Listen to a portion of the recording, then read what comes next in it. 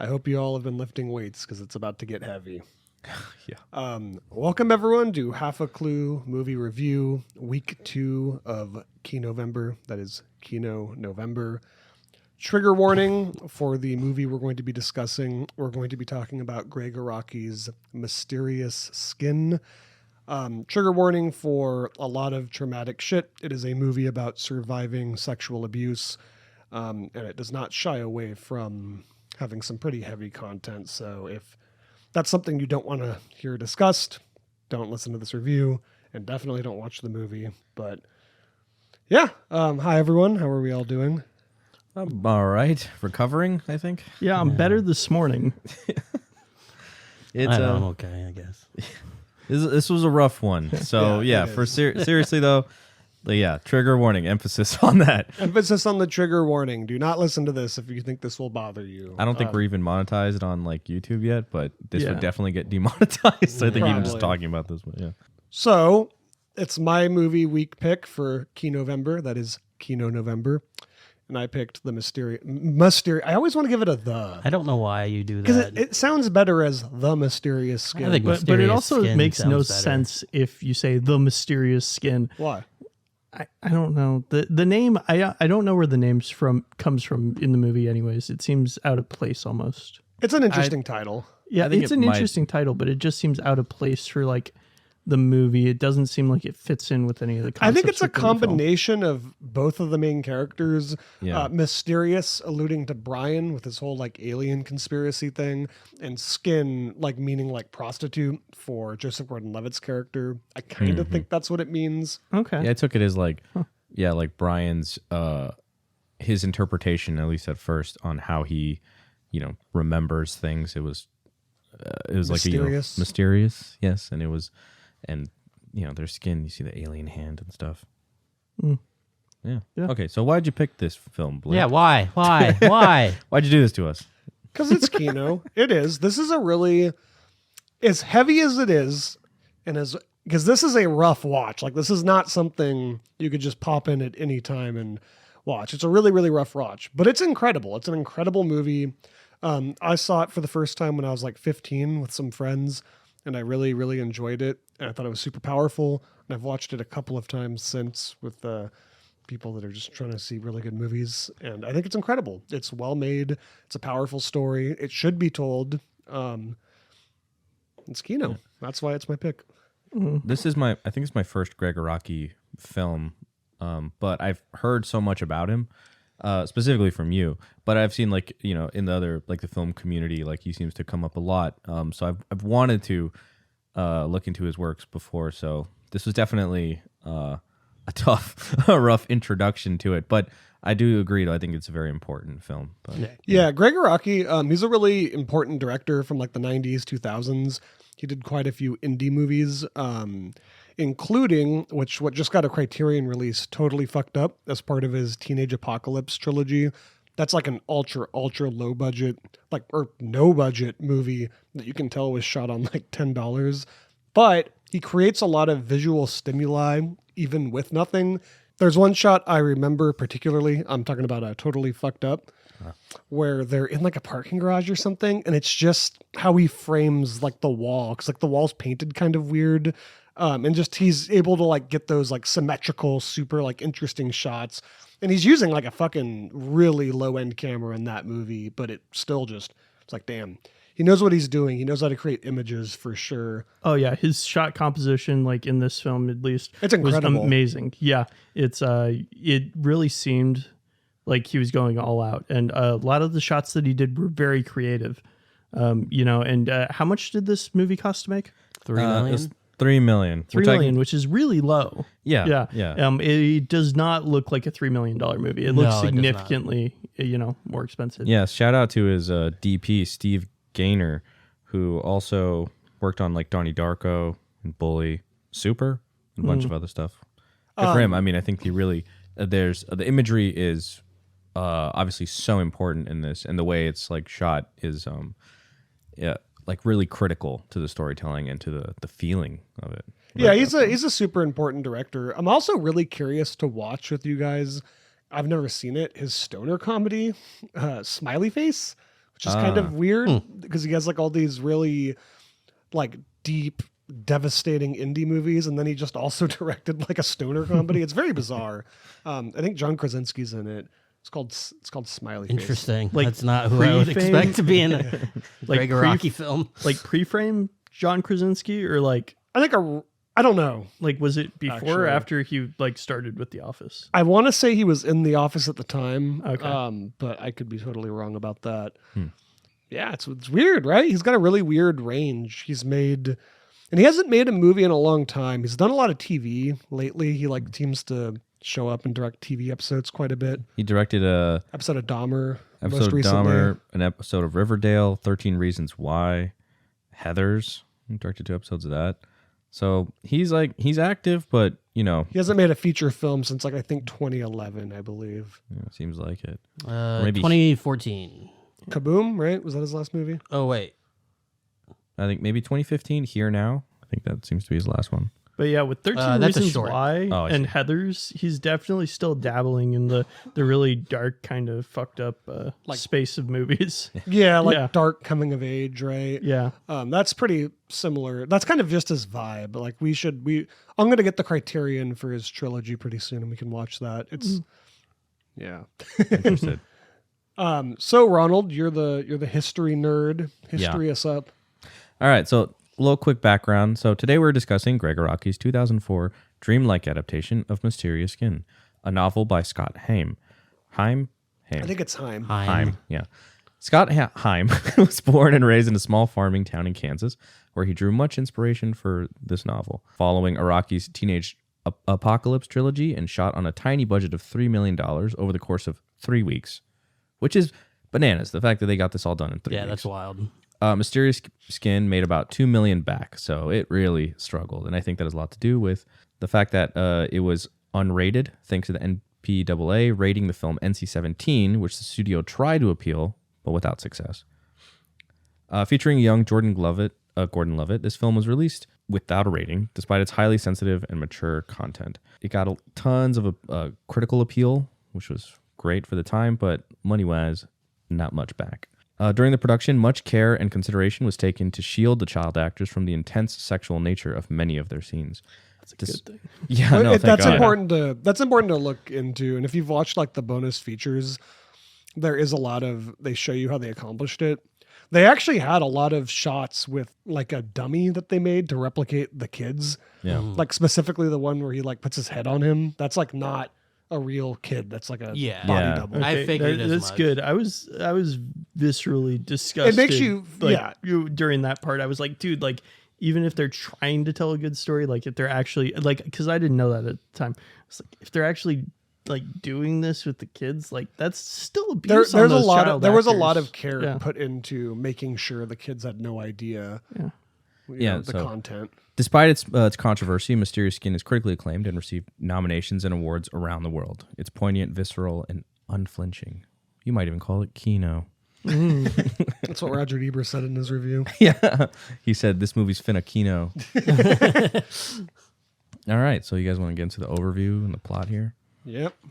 Yeah. So the tough one. Let's break it down. So we begin with Fruit Loops reigning over a young Neil McCormick.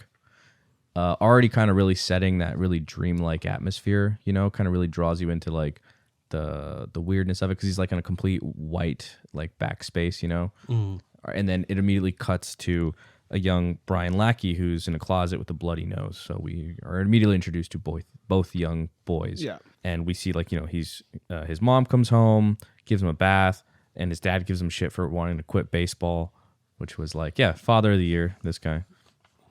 He's like, I wasn't a star player either. Yeah. He's just like a typical asshole. Yeah. And then during this portion of the film, it should be mentioned, like most of the story is really being told through voiceover. Oh, yeah. Yes.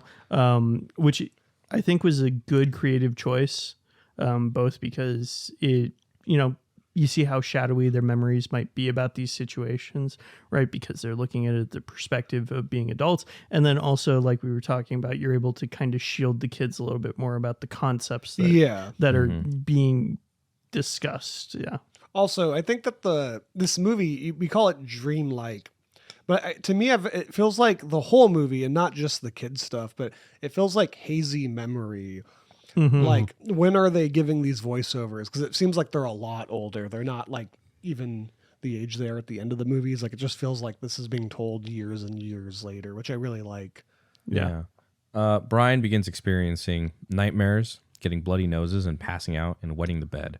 And his father continues to berate him, which is terrible. So already we're seeing like signs of like distress, obviously, like immediately as soon as we see Bryan. His mother and his sister and him allegedly see a UFO, which is like loosely based off of a real encounter that Scott Haim experienced when he was growing up in Kansas, which is interesting. I think that's just an interesting idea, though, of like just kind of framing it through that perspective or that idea of it. Just So one of the questions I had was, do you guys think that he remembered in his mind that his mom and his sister were with him seeing this UFO, or did he just imagine seeing this UFO? I or believe. Because it seems like his mom, like when he's older, it seems like she doesn't give a fuck about the UFO shit. And like if she had seen what he is like describing, that doesn't really make a whole lot of sense. Yeah. Like if anyone saw that out their window, they'd be a believer forever. yeah. I know what I saw. Right after we see Neil having his sexual awakening, watching his mom give fellatio to her boyfriend at the time, and it's very graphic in the detail of it. But again, it's all implied. But through voiceover, that's again how we get more insight into what Bryan is thinking at this moment. We're introduced to the idea that Bryan is in fact gay, but he's like Neil. Neil, but he just doesn't know how to like what to do about these feelings, So I think that scene actually takes place after his first, kind of situation that he has with the coach. Really? I don't think it does. He talks about it, and then it flashes back a little bit to him doing the baseball thing, I thought. I've always thought it was before. Yeah. because right after we see him meeting the coach for the first time. So but in the voiceover, he's talking about it, this guy, right, in terms of the coach, right, because and he's making a lot of allusions to the coach during like watching what's going on. No. This is going to sound this is a really weird thing to say, but I think even prior to the coach, that was the kind of like guy he was into, though. But because he says about the coach, he looked like every plumber and handyman I'd see in my mom's like Hustler magazines or whatever. So I'm pretty sure that's pre the coach. Yeah. Well, either way, after that, who knows? Either way, we Neil meets the coach. The coach is like, he's like, whoa, he's kind of struck by him immediately because he says something like that, like he looks like the play dudes or whatever kind of dude. Neil proves himself to be the best player on the team, a fact that he's like pretty proud of, right? He's like, I was kind of the best player, but everyone else just he a bunch even of like dweebs. talks shit on the other guy. He says you should have seen the spazzes. I mean, how much of that was memory being distorted by the praise that was being heaped on him, and how much of that was real? That could be. I mean, that could be very well. Truth. Bryan says later on, like, you were the best player on the team as well. yeah. Oh, So After that, we see Neil. We see the coach begin to like spend more time with Neil one-on-one, like already grooming him, taking him out to the movies, feeding him junk food, playing games and everything. And then that quickly we see like how it increases in inappropriate behavior. And then we get our first really bad or really rough scene where it's like he's recording his voice and starts taking suggestive photos of this little 8-year-old boy. he puts his finger in his mouth, and that made me. Yeah. That made me So very upset. angry. Yes, I was like, dude, like, why the fuck? Like, I did not want to see that. That's one of the few things in this film where I'm just like, you can't really fake that, like camera wise, Like, yeah. I mean, maybe it was a prosthetic like hand, Maybe. but still, Possibly. like, or maybe one of his parents did it. That's what I but- imagine how they did it, probably. But yeah, it just made me very uncomfortable. I mean, I felt obviously something was going to happen there. But Yeah, even just like him taking this kid everywhere and just like the little subtle conversations they were having, it's like you already kind of see the seeds of him like grooming him, you know? And the fact that, you know, he goes over to his house and his house is like set up to have a little kid hang out all day. Yeah. Like, why does this grown ass man have all this shit to entertain like a child? You know, Yeah. he doesn't have kids. He's just filled with like snacks and It's filled candy with like and shit. kid snacks and Video video games. It's terrible. Okay, after that, not too long after that, we see the first actual assault, or we don't see it, but it's highly suggested when, like, you know, he's pouring the cereal all over him and everything, which I kind of like the first moment when you see him, like when he first spills the cereal and then he's like spilling it all over the place. And then you kind of see like a little sadness kind of come over Neil when he looks around and he realizes like all the cereal is gone. The kind that he wanted is gone. And it just, I don't know. I think it kind of just immediately shadows the corruptness of like, this just feels wrong immediately, you know? Like, And I think they choose cereal. This movie, it's hard to say because this came out in 2003 and it takes place in the 90s. And it has an aggressive 90s like aesthetic to it. Well, this is the 80s. This part. Was it the film the is 80s. that's right. I kind of always thought they chose cereal as like specifically as like a corruption of innocence things. It's such like a kid thing, right? Your Saturday morning cereal. I always thought that was like a really purposeful aesthetic choice. Yeah, and then they destroy it. Yeah. Right? Especially with the Fruit Loops, you know, very colorful, you know, very joyous, very kid friendly. I mean, you don't really see adults eating Fruit Loops, you know, ever. I don't know. I like Fruit Loops sometimes. Interesting. I do eat cereal on occasion though. It's a great I'm late Captain night snack. Crunch man. Oh, dude, I'm Reese's Puffs. Peanut butter crunch dog. Reese's Puffs and Cinnamon Toast Crunch. Rice Krispies or Cinnamon Toast Crunch? I agree with Cinnamon Toast Crunch. Very disagree with Rice Krispies.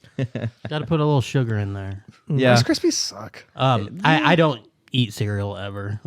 So I don't like Rice it gives Krispies. me a stomachache, which is weird because I'm not like lactose intolerant. Huh. But Probably- cereal just always like upsets my stomach for some Probably reason. because it's fucking a chemical nightmare concoction of sugar. I'm saying Yeah. maybe you just gotta get like the other kinds. It's like, what's it called? Kicks. Honey bunches of oats or something, you know, Oh, where it's like those are less good too, sugary. yeah. That's fantastic. Trader Joe's has really good cereal. Frog Smacks, is that a thing? Wait, no, sugar gold, Frog Gold Smacks. What's or something? the frog one? I don't know. All I know is I don't fruit. think it was Frog Smash. I think it's Frog Smacks. That sounds like That sounds like a new metal band from like the 2000s. yeah, Godsmack, Gobs. Frog Smacks. Yeah. Yeah. Anyways, Fruit Loops hates this movie. They fucking probably do, dude. So then we cut to Halloween. Neil is kidnaps like a mentally challenged boy and horrifically insults him in front of his best friend, Wendy. He puts like a firecracker in his mouth. But my first thought was like when he leads this boy away, I was like, who the hell was he with? And why were they just cool with them just taking him away? They're just like, yeah, okay, see you later, This is man. the 80s, man. I guess so. They're just like, he's like, all right, we will take him from here. It's like, okay, bye. And also, like, this kid was like twice their size. Like, I don't know. That scene, it just seemed, it didn't make sense to me. It's like, dude, okay, I mean- why would this kid walk away with them? Because he's mentally challenged. yeah, is but the- why would the friend? Okay, how did they know that this was like the mentally challenged kid? Knew him from school? Yeah, I'm assuming, yeah. He was like from in school or something. full like costume and everything though. He I just don't like know. knew right away. I was pretty good at identifying who was wearing what costume when I was a kid. Okay, you didn't have a notebook where you like, wrote everything Sketches, down. like possible costumes.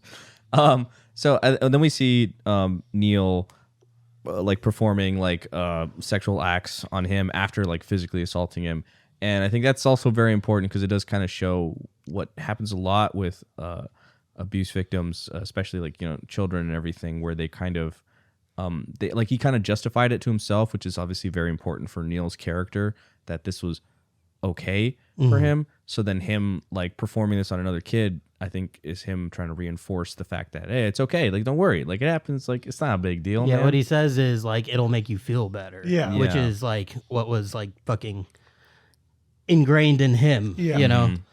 Yeah, oh yeah, I forgot to mention that. It's like after the coach like is like talking to Neil, like telling him like, you liked it was okay, like this isn't wrong and all that shit, and it's just showing the the psychological abuse aspect of it. Yeah, Like yeah. the grooming, I believe is the word. Gaslighting as well. Gaslighting. Which is why I thought the thing took place with the mom's boyfriend after, right? Because it really seemed like it was an initial grooming situation. I don't, because I think don't a know. huge part of it is that, like, and part of why he struggles so much is because he kind of blames himself for it, right?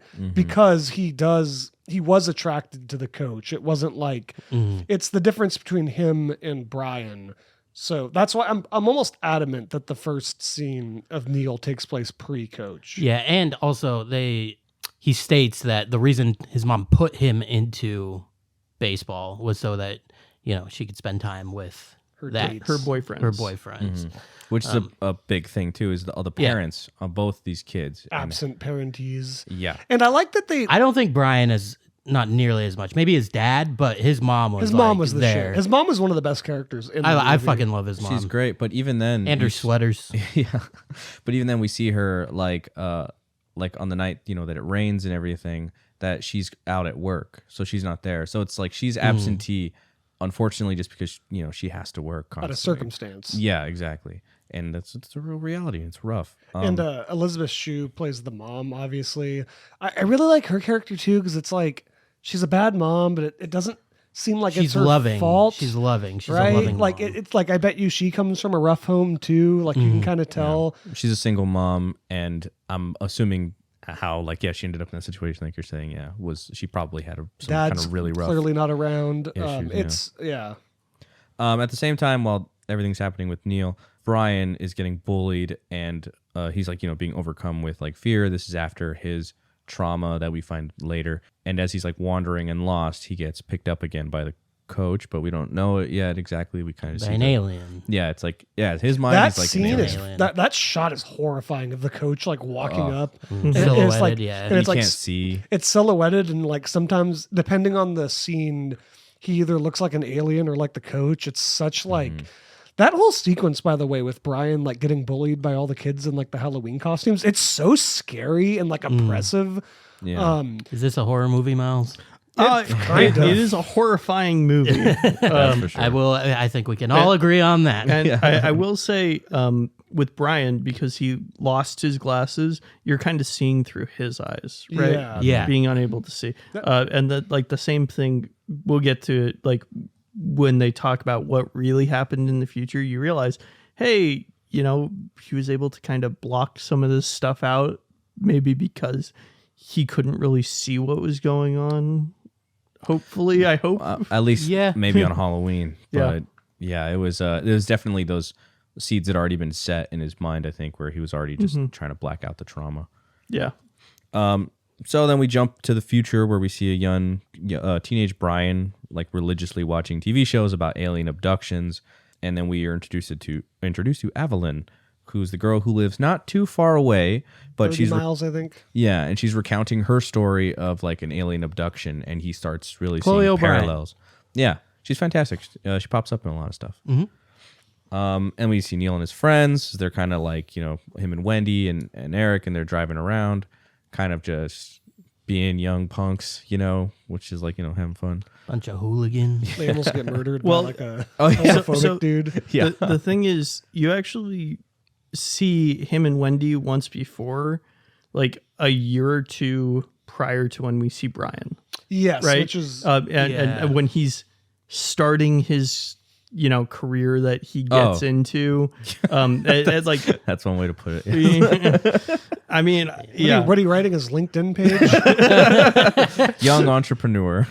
Well, he writes his LinkedIn page on a bathroom wall at does. a local, Yeah. really dilapidated that park. that scene's incredibly shot too. Yeah. With him and Wendy when the snow starts coming down. Oh, It's yes. so Yeah. ethereal looking, and there's a few moments in this movie where it gets almost surrealist for a second, and that's definitely one of them. It's a great shot. It's a low angle shot of them standing against the blackness of the sky, and then it's just kind of filled in, just with all the snowfall that kind of just fills in the black frames and everything, and it speckles it, and it creates this very ethereal feeling. And that's kind of the scene that like really introduces his friendship with Wendy. Yeah. She's kind of like his main source of support throughout the movies. She calls him, or he calls her, his true soulmate. yeah. Yeah. And you also see throughout it that she really agrees with the lifestyle that he's chosen to have, right? Or And what disagrees. Disagrees. well, no, or yeah, sorry. She really disagrees. I meant to say disagrees. Did I say agrees? You said agrees. Sorry. It's She, okay. she really Wendy would disagrees with never. it,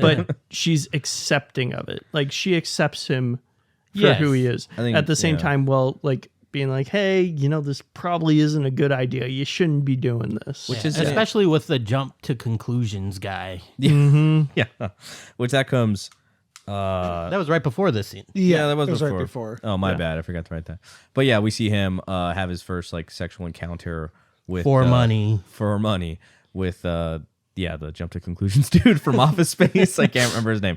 But and it's already really fucked up because I think it's implied he's like what, like 15 or something. Yeah, Yeah. he's supposed to be 15. And it's like, so he's just a young man prostituting himself, sitting in a fucking park next to and then after Wendy and Eric are driving around, Bryan reaches out to Evelyn and wants to meet her. He visits her home and he tells her about his stories and his dreams and the journals he's been kind of giving, and she gives him some advice to like basically try to reach out and focus on the boy in his dream, the other boy that was on his baseball team, because that could lead to some answers. She's not wrong. Yeah, and you definitely get a feeling from her that, even though she's like, oh yeah, I've been abducted by aliens too, she might have been abducted by aliens in a similar way to how Bryan was. I don't know if it's exactly the same Yeah. way, but I think she's also dealing with some kind of trauma because she has that scar. Like it could even be like she had like a really bad car accident or some shit. Yeah, and like, she has she walks weird with dad. like a crutch. she walks with the Yeah, crutch. they don't explain. Her at all. dad's terrifying for some reason. Yeah. Her dad. That's the biggest clue in for me, is that like something clearly happened Bad to her. 'cause- happened. They do emphasize on the dad's face, being like, "Wow," like really. All the adults in this movie, except for Brian's mom, were like really scary. Yeah, This has a Elizabeth very- Shue's fine. it almost Yeah, reminded me that's of. true. It almost reminded me of the It remake, where like every adult, It's like a just- gross piece of shit. yeah, like off-putting and just weird, and I don't know. It kind of puts you a little bit into like a child's perspective. I was 'cause, gonna say this movie. I think what I really like about it is that you feel like you always feel like you're in those characters' shoes. It's very visceral. Yeah, it's the way it's shot, especially when they're kids. Yeah. Like the way every adult is framed is just like from a very low angle, obviously from like the perspective of a child's eyes. Yeah, And it when it gets like intense, it really fucking Gets feels intense. feels off-putting to be Yeah. like in that it just I think at that eye level. reminds you how much, like, as a kid, how you just you're just so vulnerable, and like you see like adults and they can like they're literally towering over you, like you're just defenseless. Yeah. And how unsettling that feels. And I think that's sometimes very easy for adults to forget, because we're like, oh yeah, we kind of forget it. And even as adults it can be daunting, other adults, but as like a child, it's I don't know, it's unparalleled. Even when they're like teens, though, I feel like you really get their teenage perspective. Like you always feel where the characters are in the movies. Well, I think because even Yeah. then it's like teenagers are still kids. Basically, they're just still kids. So it's that same, again, that prospect, right? Where it's like they're not even developed yet, really mentally or anything yet, and they're still in these really tough, precarious situations. And like all of, especially with Neil, all of the interactions that he has are with men that are significantly older than he is. Yeah. Right? There's not one where it's like, oh, these are just, two normal people. It's obviously like people taking advantage of him. Yeah. Yeah. So then we see Neil announcing baseball games, and where he rewards a kid for bringing a foul ball. You see him being very like nurturing to this kid, which kind of like throws Eric off a bit. It seems like he's like, oh, I think that's because like Neil's like he's a victim, but he's also kind of like a huge asshole to like everyone all the time. This is like one of his most pure like moments, right? I don't think it's pure.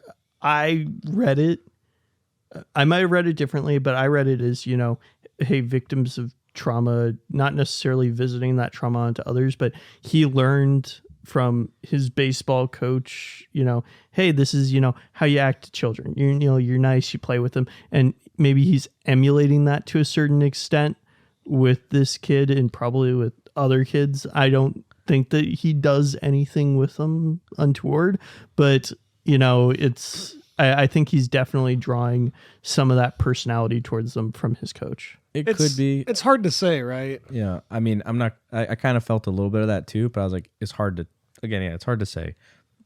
Because on part of me is like, I don't want to just think that this kid would just, that this guy would, I don't know. It's tough but I think there's a big part of it though with him, like he is being nice to the kid and he doesn't really necessarily have to at all.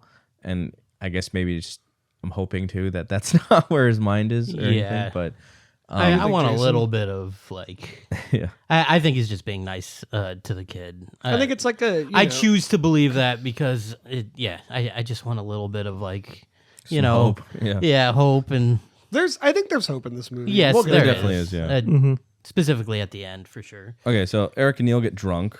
They're getting drunk at the game, really. Yeah. But by the time they get back to the house, Neil like passes out, and Wait, Eric. before he passes out, he has the best line of the whole movie. Oh yeah. As he's falling asleep. By the way, there's a porno in the VHS if you want to jerk off, and then he just falls asleep.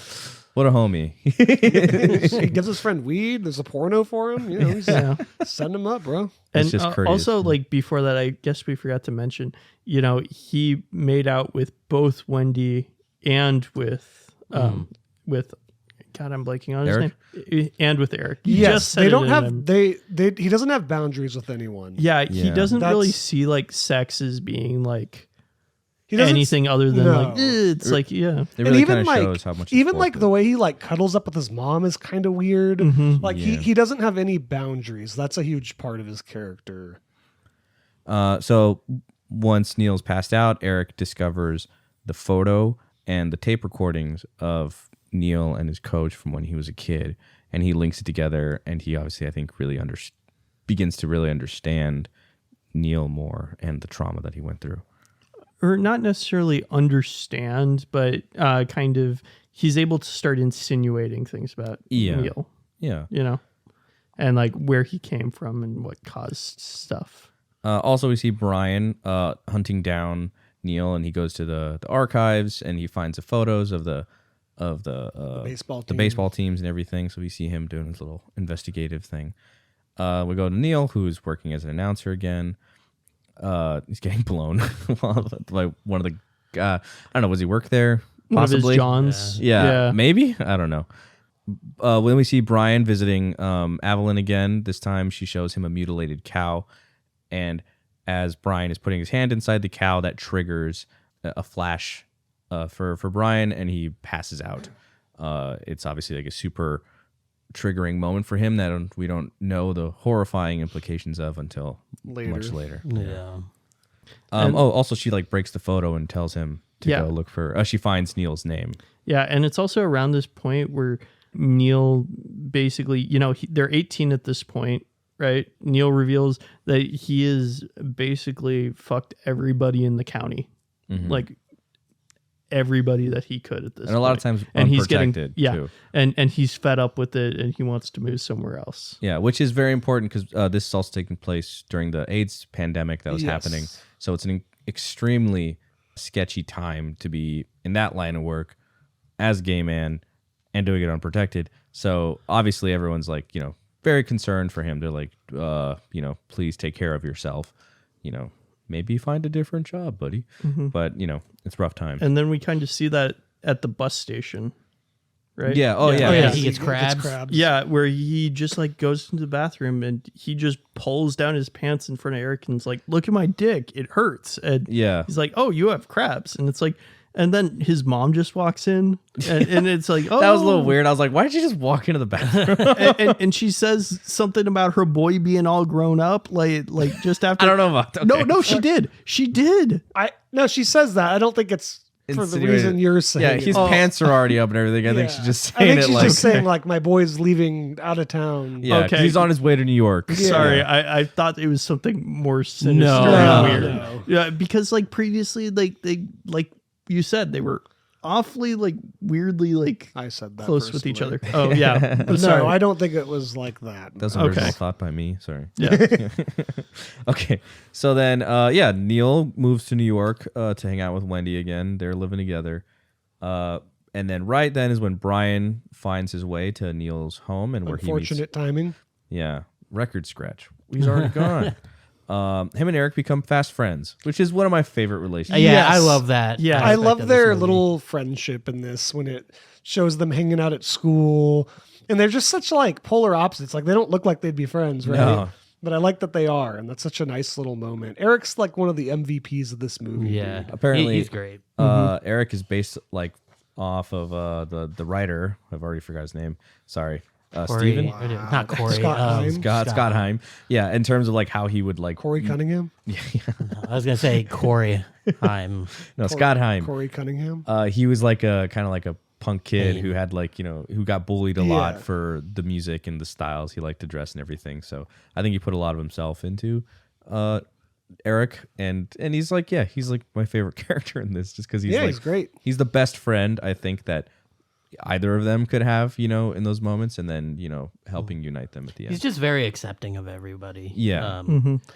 And I love the fact that Bryan's mom is just totally cool with their Yeah, friendship. like- because she's a very Very like traditional like housewife. Yeah. She seems like she would be very like conservative, Yeah, not in like because- the political sense, but like in the, just the way that she She is. views the world. Yeah. But she's Yeah. totally so the fine. fact that she's cool with Bryan hanging out with this like openly punk. gay Yeah. punk rock kid. She brings him like milk and cookies. And I like how she like just doesn't like the UFO girl at all. Oh yeah, Yeah. she's Yeah. just like That- it's 11:30. That part, dude, when she gives the wink, is that? I think we already passed where that, or that's coming up. We'll get there. No, Yeah, yeah. So I think that's it's, coming up. Yeah, Okay. because Evelyn, she comes over at this Yeah. point, right? And Yeah. this is when he's starting to kind of remember his trauma a little bit. When Bryan's starting to remember his trauma, Yeah. slightly, and we're getting that sense that he's kind of connected the dots, and he realizes subconsciously at least what really happened, and then she just kind of goes in and she begins to grope him really against his consent.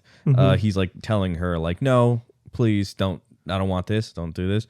But she still kind of is going at it. And then he eventually forcibly pushes her away and everything, tells her to leave. That's when he really shuts her out. Yeah. And then that's when he really begins to become much closer friends with Eric. And then that's later and when we get also to the And call scene. and also this is when he starts to become closer friends with Eric, and he takes down all of his UFO stuff basically at this Yeah. next scene, right? You see him in his house kind of getting rid of all his space UFO stuff. He has gotten past that story. He doesn't believe anymore, right? You can tell that that's kind of the turning point where he really learned the truth, or at least he figured out that, hey, I wasn't abducted, but something really bad happened. Yeah. And I also think what's her name? I just want to call her Chloe Evelyn. Why do you want to call her Chloe? Evelyn, yeah. Chloe O'Brien, 24 dog. Oh, I didn't watch your weird political show. I still love that weird- show. your It's weird- bad, but Your I weird fucking love it. propaganda torture show. Beep, beep, beep. Okay. But the fact that she jumped so quickly to like a sexual agree. encounter leads me to believe that she is dealing with something very It's very similar to similar. Bryan. I 100% agree with you on that, because I thought the same thing. I was like, oh yeah, this is like she's just This is having how a she feels different she- reaction to what happened than he is, but they obviously both had very bad sexual experiences. They went through something traumatic. Yeah. At the very least, they Yeah. both did. At the same time, we also see Neil turning tricks in New York. He has his first encounter, meeting with like this kind of high end dude who has him. Basically, he wants Nick to be the top Neil. on him. Sorry, Neil. Neil to like, to penetrate him and everything, which is seemingly like a first maybe for Neil. And that's like it's the first time. I don't think it is. I think he's the top normally. No, I think it's most time you see him getting serviced, I'll say. He's getting a blowjob. And then we've like, never seen him have sex before this. Yeah. No. Yeah. Like maybe that's what he's just been doing at this point, but this time him doing it to him, and you kind of see this, it almost looks empowering on Neil's face for the first time when he's kind of like, oh, okay, like he's getting into it. The important thing is he tries to raw dog him. Yeah, the guy literally says, "What the fuck are you doing?" Yeah. And like has a bowl of condoms just sitting next to his bed. And it's almost implied that What a responsible Neil's guy. never put on a condom. He looks Exactly. because he looks at him like he doesn't even know what he's talking about. Yeah. It's And- almost like he doesn't know what a condom is. Yeah, and the It's guy's like, very- fine, I'll do it. And he like puts the condom on for him. Yeah. Yeah. Which like, thank God, because he's in New York, and again, it's the early AIDS 90s. crisis, yeah. AIDS is going everywhere, so it's a big deal. And this is hanging out something there. that Wendy's also been implying to him since he started. Like, hey, Yes, Yeah. you're it's in New not York safe. now. Not just like you. It's not just that you could get killed, but like there's other reasons why it's not safe, and he never really seems to understand like that problem. or it's like he doesn't care. Yeah. Yeah, I either. don't think he cares. He's a very self-destructive character. Yeah. Very nihilistic, very like I really like his voiceover. It's so well written. It really does sound like a how old is he at this point? 19. Yeah. Like it does sound like something a 19-year-old. It doesn't sound like an adult wrote this as a 19-year-old character. It seems like a 19-year-old like journaled this, which is what I really like. I like that set, that bar he like goes and like does his prostitution thing at. Like it's so lit, like weird and low light. What has one of my favorite encounters, because not long after this, we see he meets the man who has AIDS. Oh, Terry Silver. Terry Silver from fucking Cobra Kai. Not literally, just looks a lot like him. Okay, but we see him like lighting a match, and he's like smoking as he like walks towards him and everything, and he has a very like he has a bit of like of a sinister aura to him. So at first watching it, I thought like, oh, this might go bad, or this might turn into something pretty bad, because then we go back to his apartment, which reminds me of American Psycho and everything. So I was like, oh god, how But then he takes off his shirt and he reveals that he's covered in bruising or lesions, possibly. Yeah, I wasn't quite sure exactly what that is. I think it's some sort of medical condition. I think it's a side effect of AIDS, and I'm not entirely sure. Oh, okay. That would make sense. I'm not sure either. I wasn't sure I either. didn't. We are not physicians here. You know, We're not. honestly, I don't really know what the symptoms are for AIDS. But Well, and like, it just basically kills your Yeah. immune system, right? So I think Yeah. it's like it's one of the things that you can be susceptible to, and that's why he tells him like, "Don't worry, like we're not going to actually do anything." It's like he just wants. Yeah, he says human this will be touch. your safest encounter ever. Yeah, He's And- right. He just Yeah. wants his back rubbed. and yeah, he's just rubbing. That's a his really back. tragic like moment too. He just wants contact, like he wants to be touched. He wants affection, and it disturbs Neil for the first time. He says like this is the first time he actually felt disturbed by an Yeah, encounter. I think it puts his life into perspective a little bit. it was a very disturbing encounter. This Because what's guy was the guy very saying? creepy. He's saying like "make me happy" or something. Yeah. he's Something like that. he's like crying and going like "make me happy." It's such a like nightmare situation. Yeah, and he's got the like that painting with the girl with the earring. I forget her name, but it's that one famous painting, and it's like staring at him That while one he's doing famous it. painting. Yeah, it's like the girl with the blue ribbon in her hair, and she's got the white Bachelor earring. ribbon. The blonde lady. It's a famous painting. You know what I'm talking about. Art but that historian. it's like staring at her. There's like the two red roses, which I was trying to figure out the symbolism possibly behind that, because it felt again very intentional, but I'm not really sure. After that, we see what happens after that. Oh, he we see goes Bryan takes on the alien stuff. Neil's third encounter, as like it's kind of leading up to Christmas. He talks about how he's like excited to be going back home finally, or at least to be like to visit his mom and Yeah, Kind he of be says home he's again. excited to go back for a little bit. yeah.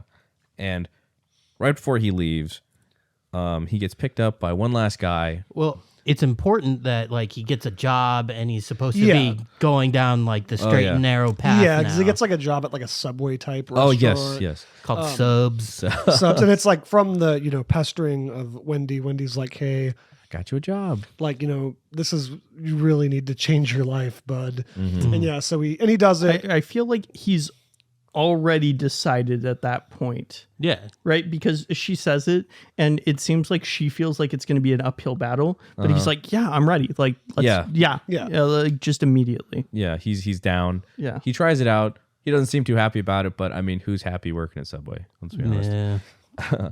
So then we have after he gets picked up by this new guy, it already feels like a bit off, right? Something feels nefarious. He falls asleep. He wakes up, assumingly very far away from home.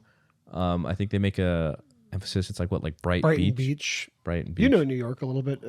I don't where know. is that? I don't know. I'm assuming it's like very far, like south. It's still Subway.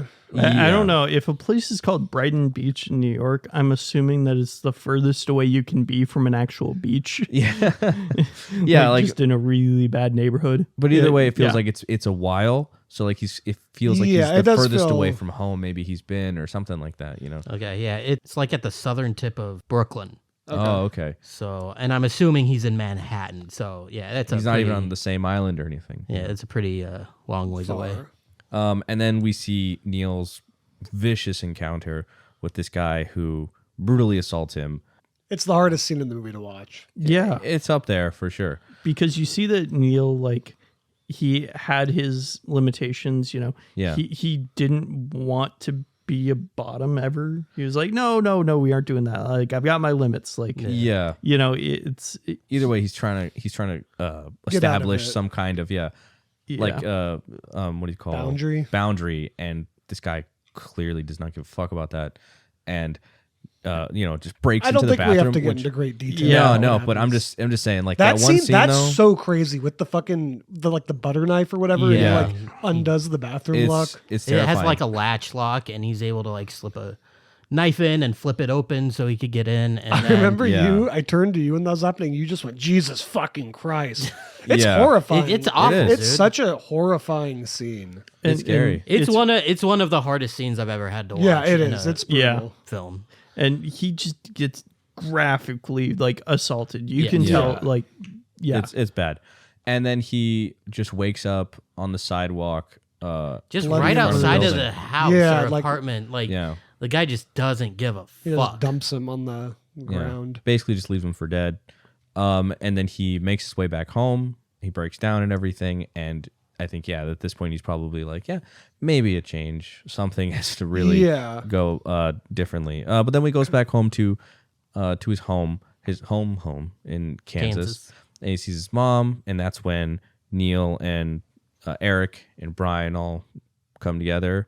And Neil immediately kind of recognizes Bryan and decides, like, I think in that moment, I think he kind of understands a little bit better. Like, oh, I understand why this guy tracked me down. This is something that needs to be addressed or something. And then Neil takes him to the home of their coach, now owned, presumably, some other family or something. Hopefully, coach is fucking dead somewhere. And then he takes him in. Oh, it's Christmas Eve, by the way. Wait, are we sure it was a different family? Yeah. Okay. Neil says the coach moved on like a few months later. Oh, okay. No. I thought we didn't know, and it was like, I don't know, it was kind of like fucking disturbing to me that there was, this like, guy children toys out there. But it's and, fucked up. He had his own kids. It just shows the corruption of that too, because it's like, you see toys and shit, and it shouldn't be a problem, but it's like immediately just starts. It's disturbing because putting of what images we in knew. your Given the mind. history of that house, Yeah. I mean, it also it's kind of upsetting. It's definitely a different family because he even has that comment like, "Oh, these fucking people don't know how to eat," because he like opens up their cabinet. Yeah. Well, it kind of Place implies used to be stocked.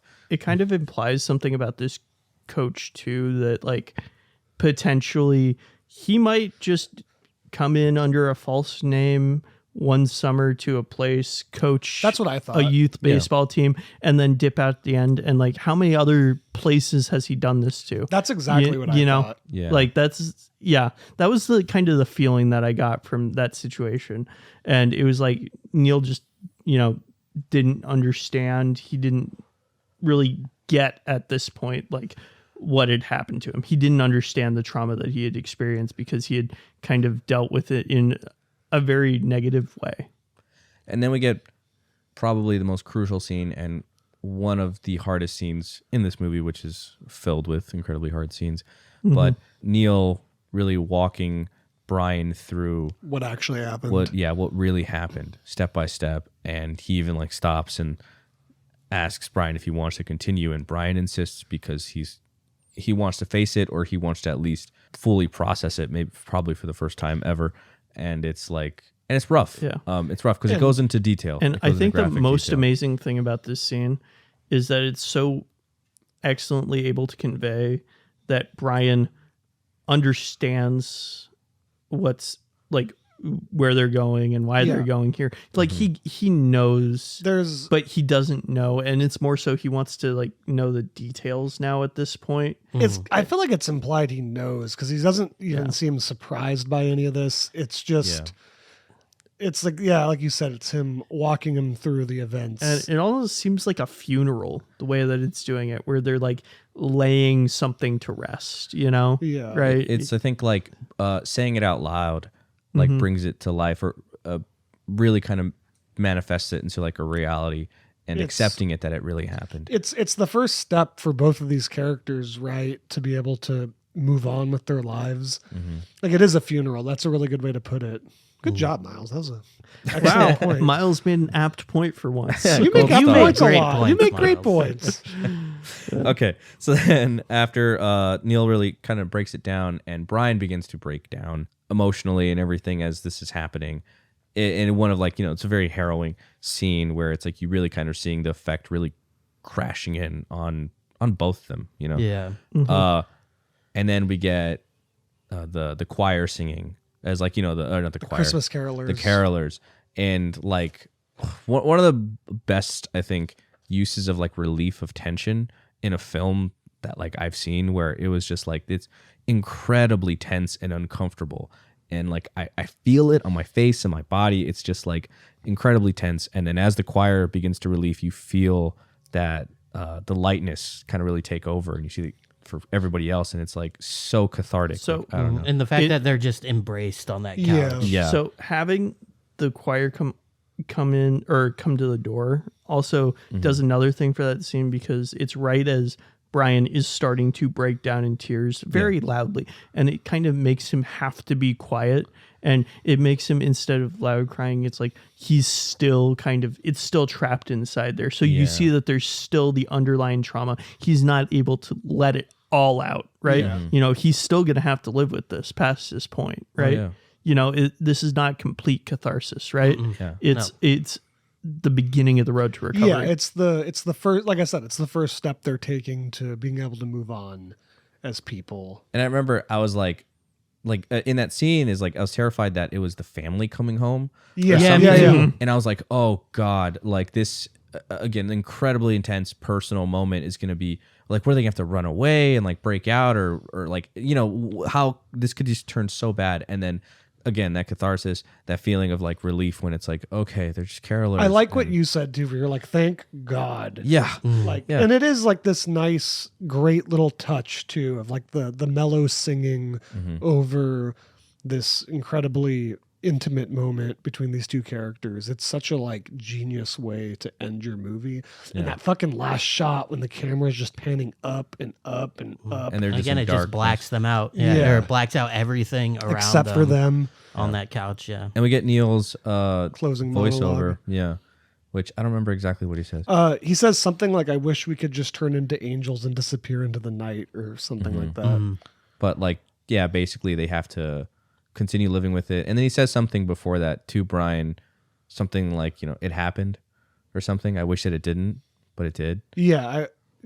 Or he wishes he could go back in time Oh yeah. and stop everything. Yeah, because like, without getting too far into it, he would help the coach, have these kids like lower their guard. Yeah. He was meant to make it look fun. Yeah. To normalize it for yeah. these kids, so that like it was less work for the coach to get them on board with it, which is It's fucked Because up. that's a tremendous amount Yeah. of guilt to carry around with you. Absolutely, It's yeah. very, very sad. Yeah, it's a really hard movie to watch. Yeah. And what I love about Bryan at the end is I could easily see someone in that position getting really upset with Neil, like you fucking helped him, blah, blah, blah. But no, he accepts that they're both victims and they're, Well, and that's the one thing I really want to say about this movie too, is it's very, very nuanced because it's a movie about being a survivor. It's a movie about surviving abuse, but I like that both characters kind of have different things that they're kind of trying to overcome. To me, Bryan his whole thing is having to accept that it happened, and Neil's whole thing is accepting that he's a victim. Yeah. They have very different reactions to what the childhood trauma that they've gone through. And that's one thing I did want to comment on before we wrap up. The last encounter Neil has, the one where he gets brutally assaulted, I feel like it's very purposeful that guy kind of looks like the coach a little bit, right? Like he's the same kind of like man. Like, well, he looks rednecky. He's got, but he looks a little more rednecky. But he's like the same build. He's got like the mustache. He's very similar. And the haircuts. Well, that's kind of all of his. I think every guy aside from Terry Silver, that he has an encounter with has a mustache. Like he has, I do think, a quote unquote type, but that's just from his trauma. Like he gravitates towards those type of men because of the coach. I do think that guy especially looks like the coach though. And I think the part of what makes that so impactful, because remember, this is the first time we even see him break down is after this encounter, right? Like as he goes home and he like kind of like takes off all his clothes and like just climbs into the bathroom and like just like starts crying. That's the first time we really see him take it in. And I think why that's intentional is it's him accepting that he's a victim. It's him going, this was in a way the same thing that what this guy did to me as a kid. Yeah. There's no difference. And it's him like really accepting that. Yeah. Absolutely.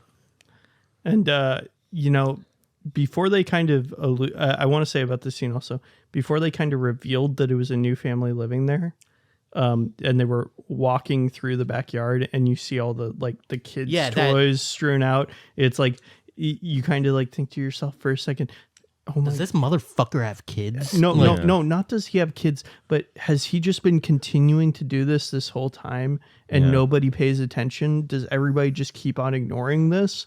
On and on forever, and it's like, are they gonna break in there? What are they gonna do to him? Are they gonna kill him? Are they, is Neil going to betray Bryan yet again, or think that like he came back because he wanted it? And like it's like you don't understand kind of going in what's going on from the outside, because you don't get their emotions until like they kind of go through the process of the scene. There's part of it too that's like, I think you want to see them now as like grown men confront the coach and really go through it, but they are denied that. And I think that's also just like a reality that happens with many victims of abuse, is that for whatever reason, or for many different reasons, like that can also, that catharsis, that final like closing, how do you say, closing chapter. Yeah, like that. It's just them. It doesn't happen because or it can't happen or whatever. They just have to go through it themselves. Yeah, it's not some Hollywood ending where they fight him on top of like a train or something. Yeah, like I feel like that would have been the much more like Hollywood style. But it would have ending. taken away from it, right? Oh, absolutely. Because it's like he's gone. He's been gone for years, and it's just and who knows justice will never be served. At least not for them. Yeah. And they just have to live with it. That's kind of the point. Because the ultimate reality is it's not going to change what happened to them. It adds a significant amount of bittersweetness to the moment, where it's like, okay, they're finally kind of coming to terms with what happened, but they aren't really able to get there, or they aren't able to do what they want. Like you were saying. Yeah. We talk about the soundtrack. Oh yeah, soundtrack was pretty good. Yeah, great like soundtrack. A lot of shoegaze and a lot of very like hypnotic music that gives it reinforces that hazy memory feel, and it really makes because it's also very well edited too.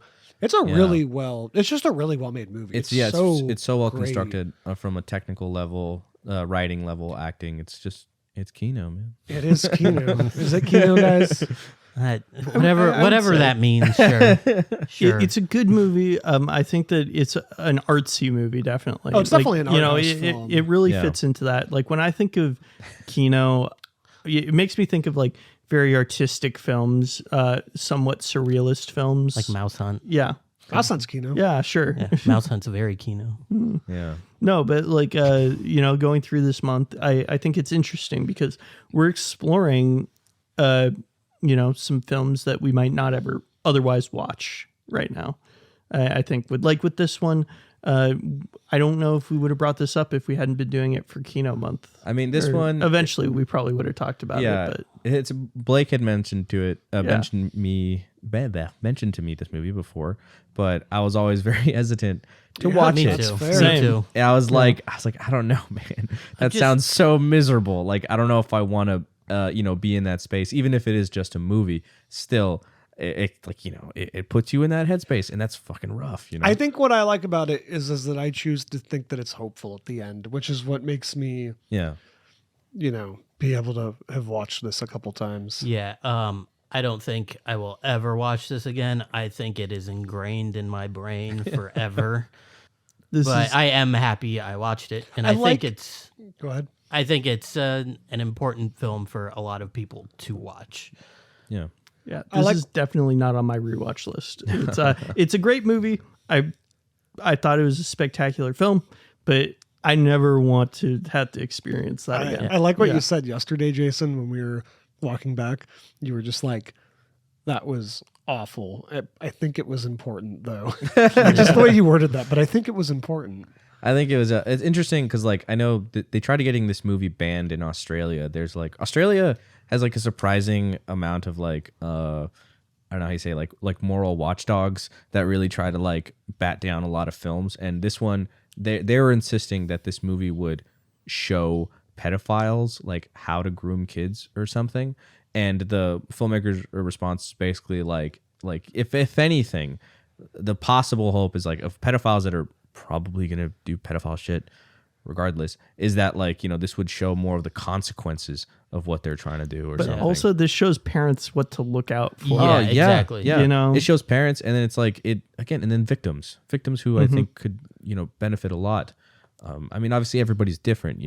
It's it's not for everybody. Yeah, but yeah. And I think you said this, Blake, that like this film is cathartic to a lot of people who have experienced sexual abuse. That's what Gregg Araki said in the beginning of we watched the director introduction. By the way, I really like Gregg Araki's movies. He does a lot of Well, so do we. So yeah. well, that's true. Have that in common, Greg. Greg, he's literally me. Gregg Araki, if you're listening to this, we'd love to have you on an episode. Yeah, come on. Come on. I think I watched one of his interviews, and he's just like looks like he's like sitting on a lawn chair, like in like his like a dining room. He's just like, this movie, is good. He seems like a very down to earth guy for someone who made this. He did the Criterion Closet recently, probably because he got his box set recently. I actually haven't watched that yet. That'd be good to watch. I like those Criterion Closet videos. Those are fun. Final thoughts. So for those of us before we get to it, for those of us who have not yet watched Gregg Araki films before this, does this make you want to watch more of his movies? Yes, I think so. Especially because I hear that they're not all this fucking intense. They're not all this. Yeah. No, definitely. I think I don't know. I just saw a fantastic film made by a very smart and I think passionate filmmaker. Talented. Yeah, very talented. And I would love to dive more into his works. I think it's also just a great reminder, like Joseph Gordon-Levitt. Like, yeah, he's a fucking great actor. I miss that guy. Come back to us, Joe. We had like a 20-minute conversation last night after the movie just talking about how good of an actor Joseph Gordon-Levitt is. Yeah. We were going through all the movies we've seen him in and how he's just in a lot of good shit, dude. We talked about the potential for a Joseph Gordon-Levitt JGL month, dude. Yeah. I'd be so down Dude, with I'm the fucking JGL down. month. Brick. I want to watch Brick. I want to talk to you guys about that. I want to watch. Have you guys seen Brick? No, No. I haven't. I Oh, watched cool, the first cool. 20 minutes and I had to do something. Blake, It's a fun movie. Ryan Johnson's directorial debut. Oh, Yeah. I think you've probably seen the most Gregg Araki movies here, right? Am I Yeah. wrong? Yeah. Like, so if you had to recommend to someone, if you're like interested in this movie, what would you recommend? Oh, totally fucked up. Okay. It's really good. I think you just have to be like, just know that it's really, really, really low budget, and that it's very gay. Like literally, the opening title card is another homo film from Gregg Araki. That's Okay. funny. That's Well, cool. Gregg Araki's a very like Yeah, important LGBTQ. Yes, he's an important like LGBT director. One of the first openly gay directors in like Hollywood, I think. I mean, I Yeah. could be wrong Really? about He that. really debuted in like what, 90s, right? The Like, 90s, yeah. That's when he had his like trilogy and everything. it's not the best time, you know. So, okay, cool, good to know. yeah. Any final thoughts on this film? It's a great movie. It's a great movie, and it is okay if you do not want to watch it. Yeah, yeah. I would understand not wanting to watch it. Yeah. It is. But I think it's worth the watch Yeah. if you Can go if you can do feel it. you can stomach it. Go ahead, but Yeah. it's not a totally good okay time. to skip out on this one. and honestly, the first like 20 minutes of the Are the film worst part. Are Dude, the worst it is part. just back to back. Just The first 20 minutes are really brutal. I mean, the whole movie's really brutal, but the first 20 that's minutes like are the most like you viscerally like just feel it in you, disturbing like and like, upsetting. yeah. It's like the opening to Saving Private Ryan. Like it's just constant. Like oh no, oh god, or like a Clockwork Orange, like where the first 30 Yeah. minutes are the Yeah. hardest to get through. I mean, Um, it definitely spikes later on too. So I but guess if you try to watch it, just keep that in mind. It's going to get a little more easy to watch, kind of. The tough stuff is kind of bookended, right? Yeah. Like it's Yeah. the opening and the, The end. ending. But it's worth it, I think, for like seeing again incredible filmmakers at work here, actors, performances. Absolutely. It's a good. What very else has good. the actor who played Bryan been in? Obviously, JGL's a pretty big deal, but I think he was in what's that? I think this Lars was von only- Trier movie. This was like Of his course. second film too, Yeah. because he was like I think 15 or 16. And actually, we forgot to mention Michelle Trachtenberg plays Wendy. Yeah, Yeah. dude, love Michelle Trachtenberg. Yeah. He was in Funny Games. Melancholia is the one I was thinking of. Oh, he's in He was Funny also in Games? 13, which is another really he was fucked in up Funny Games. Yeah, Funny Games. Which one? The American remake. And he was in Melancholia. Melancholia. Yeah. I think 13 was like his film debut, Mm-hmm. and then he did this. That's another really fucked up movie involving kids. Never seen it. Yeah, well, Director of Twilight. Huh. Oh. Funny Games. No, that's 13. Funny Games is what's his name? It's Michael Haneke. Michael Michelle, Haneke. I don't know. Haneke? I think it's Haneke. Haneke. I think. Oh, Tim Roth. Anyways, Yeah. does anybody else have any thoughts on this movie? Nope, that's about it. It's Yeah. great. Yeah. Trigger warning. Maybe watch it. Yeah. Yeah. Does anybody got a movie that they want to mention that they watched this week? or- Yeah, let's do it. Let's watch Yeah, it. let's We haven't lighten done the that. mood a bit. Yeah. So what have you guys been watching? I rewatched Inglorious Bastards, keeping in spirit of Kino November. Ooh, fun. That movie is fucking Kino. 10 out of 10. Yeah. Very good. My favorite Tarantino movie for My sure. second favorite Tarantino movie. Kill Bill is still. Yeah, Kill Bill's mine too. I fucking love Kill Bill. I kind of want to watch that before November ends as well. Ron, did you watch anything? Did you watch movies? No, I'm still in the process of moving, so like I haven't watched any movies this week. I don't even think of like a Name show. 5 Oh, movies. I've been I've been rewatching Hunter x Hunter just because that's The like Ant a show. Show. Yes, yeah, the Ant Show. I put it. It's like when I was putting on in the background, like while we were like painting and stuff. I was just like, dun, dun, dun, dun, dun, dun, dun, dun, dun. It's good. It's a fantastic show. It's one of my all-time rewatched shows. So Can we briefly talk about Killer Clowns from Outer Space? Because Oh, yes. Yeah, we missed talking about that one. Yeah, me and Miles watched that on Halloween, and we didn't talk about it last week because we went on for a long time. That was a great. That was way better than I thought it'd be, to be honest. Yeah, I was surprised. Like I had always heard that it was a cult classic, but sometimes you like hear cult classic and you think, oh, it's just going to be, like a weird low budget film that, for some reason people like. But this one, it really seemed like there was a really lot of good. production design to it. All the clowns looked very unique. Yeah. And there was like at least a dozen different clowns. The that I clowns saw. are the highlight, obviously. Production design and everything. Yeah, is so good. the set of like their spaceship looked really dope. It kind of reminded me of Star Wars. Remember that scene where they go down like the alien elevator and they're at like the bridge? I was like, this is like just like that scene when Luke like swings across the thing. Yeah. Yeah. Their spaceship set was cool. The makeup and prosthetics were dope. The effects were really fun. Way more effort. You looked than you would away. You were expect. on your fucking phone during the best part of the movie too. I'm sorry. Which part? Dude, when the clown punches that dude's head off, I looked down for 1 second. It it happens was to be like during 30 like seconds. okay, 30 seconds. It was Sorry. like 30 seconds. But I do want to say about the spaceship, I'm amazed that they were able to accomplish making something that felt like a spaceship, but also felt like a circus like space, right? You know, Yeah. like it definitely had like a spaceship aesthetic to it, but it was very well themed, like clown themed. They really commit Yeah. to the. They commit to the bit, yeah. Yeah, I'm surprised they never made sequels to that movie, to be honest. I mean, like, what would a sequel to this film have been? Like another? Yeah, I mean, I'm not saying they should have had sequels. I'm just saying I'm surprised. It does they seem weren't. like one of those that would have like 5 or 6 Yeah. films. More Yeah. clowns, more space. What's the cop? He's like a classical actor. The sheriff that doesn't believe in the clowns and he's so fuck. stubborn. I'm blanking on He his spends name the right whole now. movie Yeah. just thinking people are trying to prank him to the point that he like basically lets a clown murder him. Spoilers for that movie if you care. It does have one of my favorite moments though with him when he's using him as a puppet. Oh, Oh yeah, It's great. yeah. The clowns, like, there's a lot of really nifty gags that they've got. yeah, it's a fun. I don't know that I'm ever gonna watch it again, but it was definitely a fun Halloween day movie to watch. Yeah. Yeah, and there's a lot of variety to the kills. I know when we were talking about horror movies last month, when we were talking about, you know, all the slasher films, and how the kills are the most important part and they can't be the same kill over and Yeah. over again. It felt like this movie really got that. You know, they had a lot of kills and each one really felt distinct and individual. And even the clowns that were doing it really had their own methods and you could yeah. see their different personalities. That one woman's taking a shower for like half the movie. Yeah. There's like this scene, Jason, where this woman is in the shower and you see a killer clown walk in. You're like, oh no, it's going to be like a psycho thing.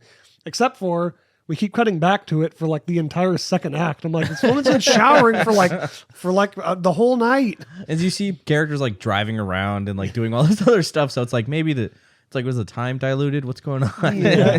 I mean, I don't know if they put a lot of thought. It's fine. It's it's a lot like what's oh my god. The movie Christopher Nolan Dunkirk. Yeah, it's a I lot was like thinking the Dunkirk. exact same thing. How long it takes Tom Hardy was to in a land that space. fucking Tom plane. Hardy was one of the clown spaceships trying to land it for half the movie. It's because there's 3 Or different no timelines survivors. happening simultaneously. You know? Fuck Dunkirk. Okay, This movie sucks. that's a conversation for another day. Tarantino's favorite movie of the last decade. His second favorite movie that year was Crawl, the alligator movie. Which I don't. Maybe I've never seen it. Maybe you know something. Maybe. Jason, you watching anything? Yeah, I was going to pick this film for Kino November, but I think I'm going to save it. But I gave it a watch to Test the waters. test my decision. I watched Tinker Tailor Soldier Spy, which is a fucking fantastic movie. Very, very complicated, very dense, super well acted. It's got like every British actor that has ever lived in it. Gary Oldman, Tom Hardy. It was Benedict Cumberbatch's breakout role, I believe. William Hurt, Toby Jones from The Mist as well. And everyone's just fucking incredible. Also, Colin Firth is awesome in it as He well. stars in your favorite movie, The King's Speech. That's not my favorite movie. I just told you I liked it, and you like fucking weird about it. So, speaking of Colin Firth, we accidentally ended up watching another Colin Firth movie God, last night. She's the Man, starring Amanda Bynes. No, not She's the Man. What a Girl Wants. She's the Okay. Man's the other movie. My bad. It just Sorry. came up I'm on. surprised you're not picking The King's Speech next week for your Why Kino would I November. do that? I hear it's your favorite movie. favorite movie. Jesus Christ. Yeah. No, we accidentally ended up watching that movie last night when it came We up. were pretty on intentional YouTube. about it. We kept it going. It did. Yeah, we Just- let it go. It but- did just pop on. It was on Yeah. YouTube for some reason. But Well, I we think were like, it's- fuck it, let it play. Well, it's because you were like you're picking things on your phone, and I think it just auto played, and we were like, okay, Yeah.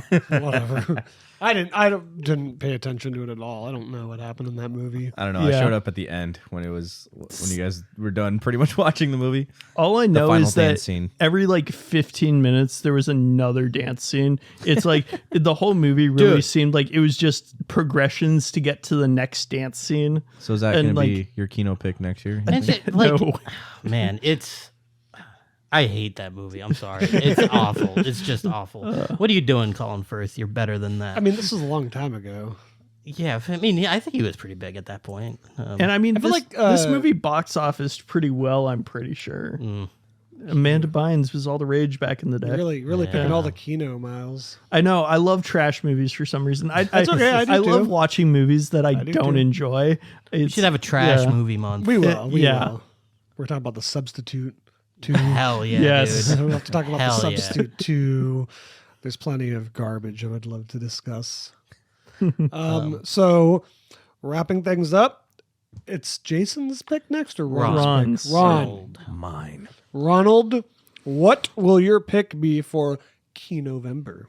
So I've given That this- is Kino November, by the way. in case You don't need to Key-November prevent- or is it Kino November? It's Key-November as in Kino November. I don't Okay. think you All need to right. repeat that every time. Blake. We're going to be 3 weeks into this. Yeah. So let's do it. So what's your pick? Okay, so my pick for Kino November. Should we get a Kino drum roll? November.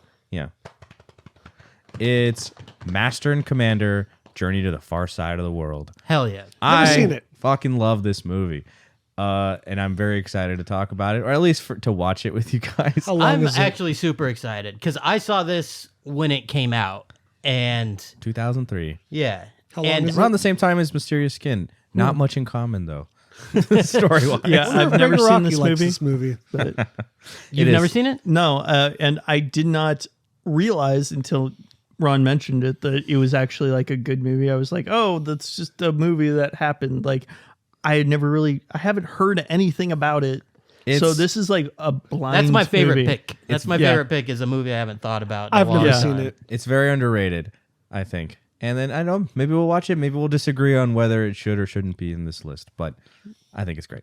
I've it's- never seen it. It's too. Yeah, have you seen it, Blake? No. Oh, it's a long one. It's a long one, right? God. It's 2 hours and 18 minutes. Oh, that's not as long as I thought it was, to be honest. Yeah, it was either I had other options in my mind too, but all of them were like 3 hour plus, and I was like, why am I leaning this way? But I don't know.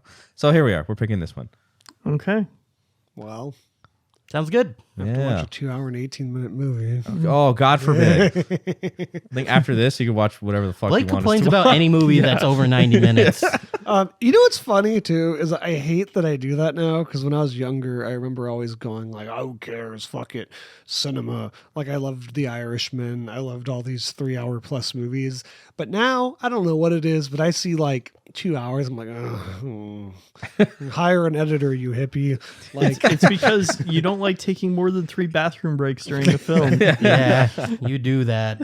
I'm excited. I'm excited because you have been literally talking about this movie to me for years. Yeah. I have a memory of in like 2018 we were working out and that was the first time you brought it up. You were like, "You ever seen Master and Commander?" And I was like, "No." I ask a lot of people if they've seen it because not many have. And so if we can talk about it, fuck yeah. Cool. Yeah, Okay. I'm excited. Yeah. Cool. All right. Should be good. Thank you for bearing with us for a very heavy episode.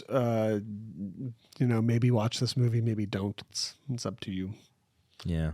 So see you next week for a more fun Key-November, hopefully. Yeah. Yeah. Yeah. We're talking about a 3 hour period piece. Oh, God. Okay. Bye. Bye. Bye.